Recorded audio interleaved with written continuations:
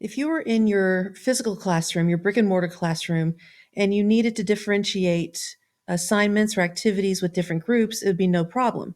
You could pull out a bucket or a folder for the small group that you're working with, and it's slightly different assignment than the others. Or perhaps you're differentiating for individuals within your class.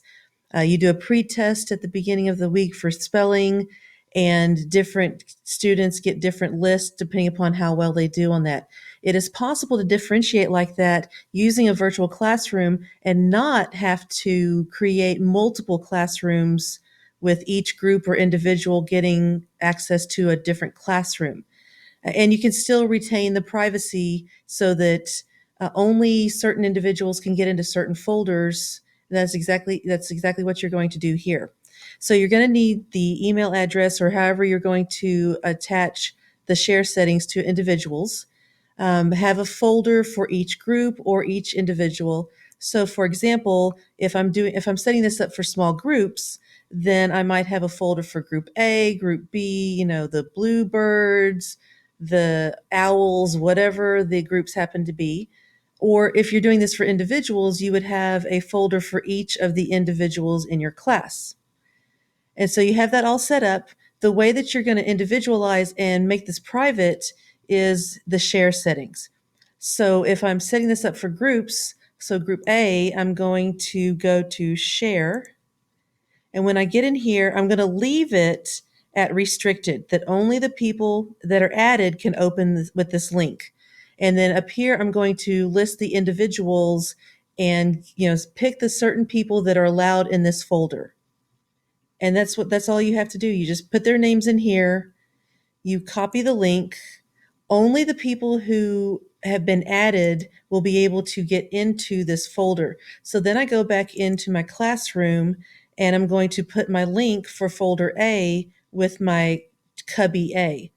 Now, I don't really like putting links on text boxes. Sometimes they can act a little screwy. And so instead, I prefer to put a shape over it. Now, of course, when you first put it, it's going to be all, oh, that's ugly. Don't want to do that. But you make it transparent. And even though you can't see it, the computer still knows it's there. So I now have this transparent shape over this cubby. And then I just put the link for that folder on that cubby and we're set to go. So group A can get into this folder and nobody else can. And I'm just going to do the same thing for group B. And the exact same thing applies if you're doing this for individuals. Maybe Johnny gets a different math assignment than Kennedy.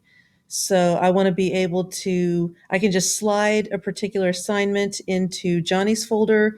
Maybe if I have 5 kids in that class that get the same assignment, I can just, slide a copy, make copies and slide them into their folders, or just however you need to do it, but you can just slide into their folder, do the same thing as before. You just put Johnny's name here so that he's the only one that can get into that folder.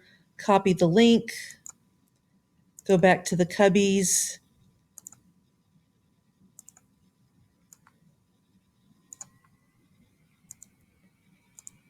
make your link attached to something. And you and Johnny are the only ones that will be able to get into his cubby. Okay. So only Johnny will see his assignments. Just like in the classroom, you can, kind of on the slide different assignments to different kids so that they're being differentiated for, and you can do it very privately. You can do that here too, because the kids are not going to know what's in each person's cubby, only what's in their own. Okay. So that's how you can differentiate in a class, even using just the one virtual classroom.